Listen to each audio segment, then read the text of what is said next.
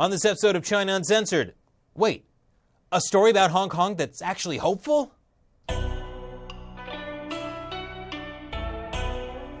Hi, welcome to China Uncensored. I'm your host, Chris Chappell. Finally, some good news on the show. It seems rare these days, doesn't it? Hong Kong activists Joshua Wong, Alex Chow, and Nathan Law have had their prison sentences overturned. 2 years ago, they had been sentenced to community service for unlawful assembly for their role in the 2014 umbrella movement. That's when tens of thousands of Hong Kongers staged a mass protest against the Communist Party for going back on its promise to give Hong Kong universal suffrage. Then, last year, they were resentenced to prison for the same crime because the Hong Kong government decided that their sentences weren't harsh enough to deter other people from protesting in the future. Now, they've all served time in prison, so I'm not quite sure how the courts will give them back that part of their lives, but maybe they've discovered time travel. Of course, time travel is illegal in China. It's not all good news, though, for protesters. On one hand, Hong Kong's Chief Justice said it would be inappropriate to retroactively apply harsher penalties to the three. But on the other hand, the judge also suggested that from here on out, the courts will be doling out harsh sentences to anyone who gets out of line. We wouldn't want the young people getting any more ideas. But it will be hard to keep these things low profile, because 12 U.S. Congresspeople have nominated Wong, Chow, and Law, as well as the entire umbrella movement, for the Nobel Peace Prize.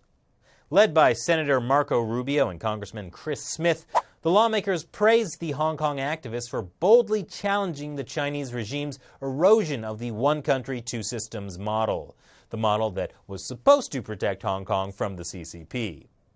In response, Chinese state-run media decided to maintain a dignified silence on the issue. Just kidding.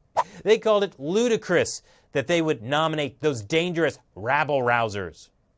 Yeah, you rabble-rousers, get off China's lawn. China's foreign ministry even wrote a statement to Reuters calling the umbrella movement illegal from head to toe. Yes, Joshua Wong, illegal from head to toe. And on Wednesday, everyone's favorite pro-Beijing group, Voice of Loving Hong Kong, showed just how much they love Hong Kong by protesting the Nobel Prize nomination in front of the U.S. and Norwegian consulates.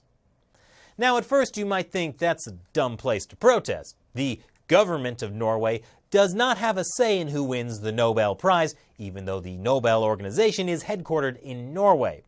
But, you see, groups like the Voice of Loving Hong Kong tend to be closely linked to the Chinese Communist Party. So, it's hard for them to understand that in a free society, the government isn't actually secretly controlling everything.